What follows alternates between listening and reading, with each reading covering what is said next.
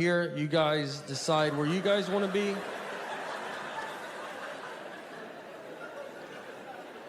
I told one guy that. He tried to tell me that was for, like, when people leave their babies in the car.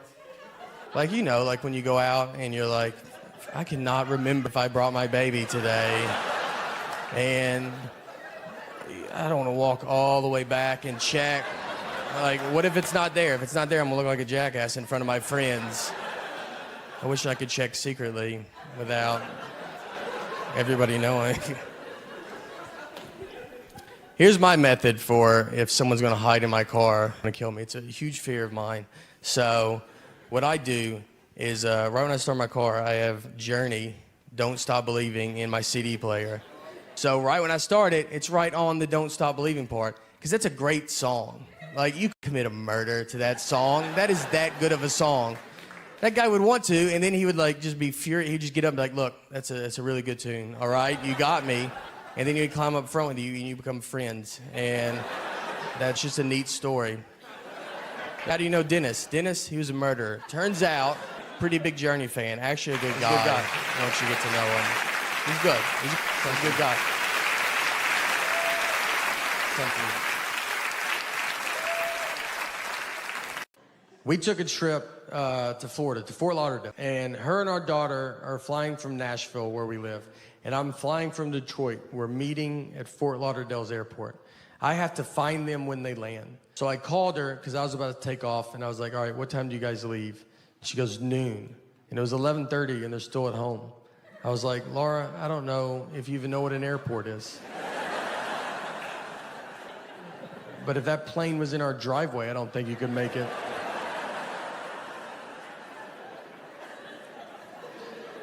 And she said, that's what time we leave for the airport. Our flight's not till 1:30. And I was like, all right. So what do you think I wanted to know when I asked that?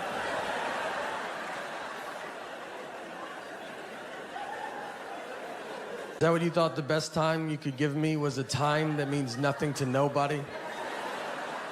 What time did you go to bed last night? Just tell me that. I'll just look up all the planes that land in Florida, and I'll guess which one I think you're on. I slept in a bunk bed. I was on a bunk, and I would get over a railing and just fall 6 feet to the ground and just land. I mean, you don't catch yourself. It's just whatever hits first. All your body weight just lands on your head. I got a full-blown concussion. I'm crying. My parents are like, just go back to a deep sleep for 7 hours. I've had concussions in my life, and none of them because of sports. Just living life, man, you know? Stuff happens to your head. What are you gonna do? One was in high school. I got pushed into a wall head first.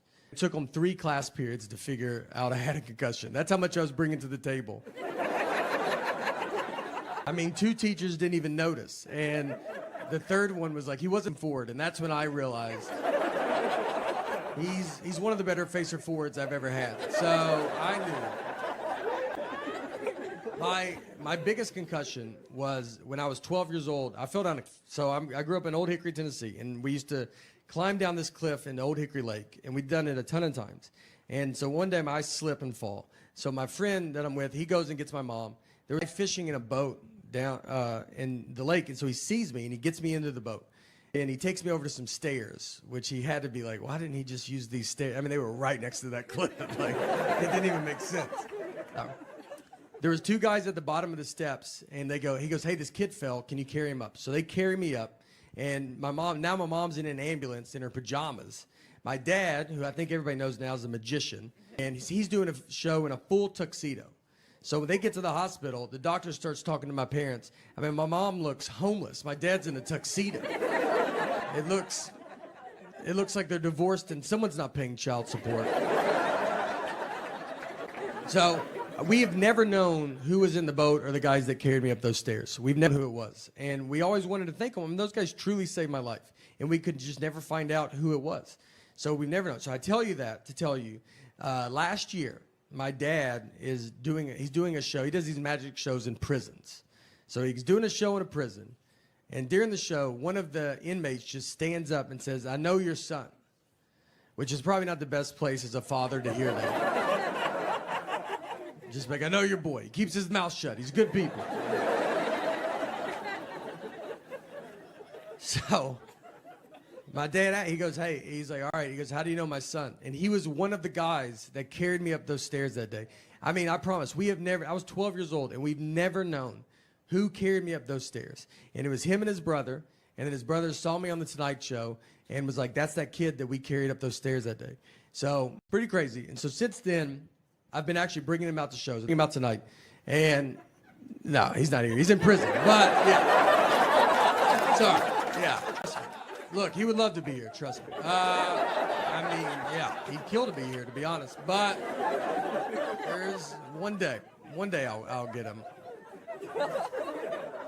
I did find out why he was in prison, which was crazy. It was that same day. They just carried a body down those stairs. And you can imagine the frustration to then be handed another body. And you're like, dude, are you serious right now? Like, we just did this, man, you know? All right, that part I made up. But the rest of it's true. It's great having it. I've been married for 7 years, and so now we just have a 1-year-old daughter. So it's getting pretty serious, and this is way over the edge. We were living in New York when my daughter was to be born, but I'm from Tennessee, so we flew home, and my daughter was born in Tennessee. I didn't want her to be born in New York. Like, I don't need her growing up thinking she's baby. So I was like, you start where we start, all right? That. It was wild. Does anybody have kids here? Or a couple? One? The rest is like when this city dies. All right. Yeah. It's wild. I remember on the way to the hospital, I told my wife, I was like, look, I don't want to see anything, all right? It's going to be gross. I wish it was like the 50s when they didn't even let men in the hospital. But it's not. Now, like, doctors are like, do you want to deliver the baby? We'll do most of it. They just pull the baby out, and then they just tell you, they're here, cut the umbilical cord. They just tell you to do it, like, real fast. Like, I didn't take a class. They just act like I'm the guy that cuts umbilical cords at the hospital. I almost cut the wrong part, and they were like, that's not. I was like, oh, maybe, you did go to doctor's school for this. I'm doing minor surgery right now. Years old. And when I turned 40 was the first age I did not want to turn. I remember parents turning 40, it just feels old. And it's also the age that you do realize everybody you're talking to, you are older than. Before you're 40, I think everybody you talk to is your age. And the reason when you turn 40, you're just older than that person. I'll just be talking to them like, remember that? It's like 97, 98. They go, I wasn't born yet. You're like, golly, are you serious, dude? In my eyes, we look the same. Where's your dad at? Let me talk to him, because I swear I thought you were my age. You know what it is? Here's what it is. Guys, we're just not good. Guys are not good at marriage, all right? It's not our fault. We weren't prepared for it like women are.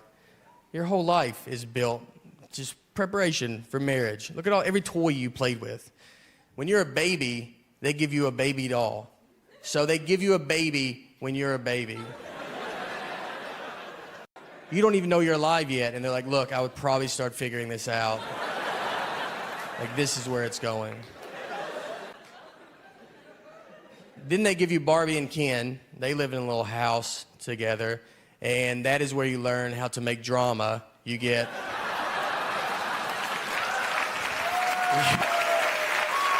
you get the best. We're the best. Then you would play house. Like, you would, like, fake vacuum. Just fake vacuum with your friends. And that was awesome.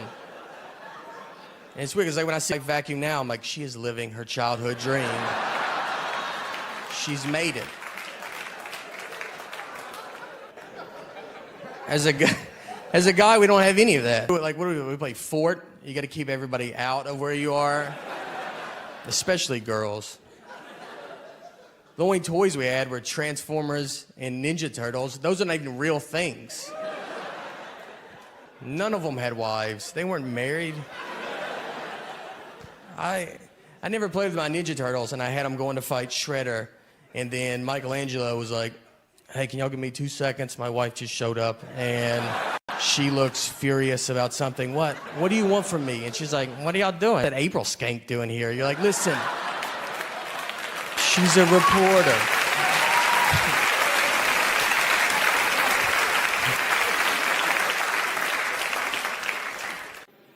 I do my own laundry. Thanks. Thank you. I think that's what it deserves.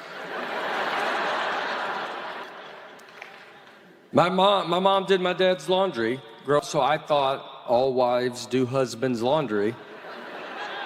And I've always done my own. And to be honest,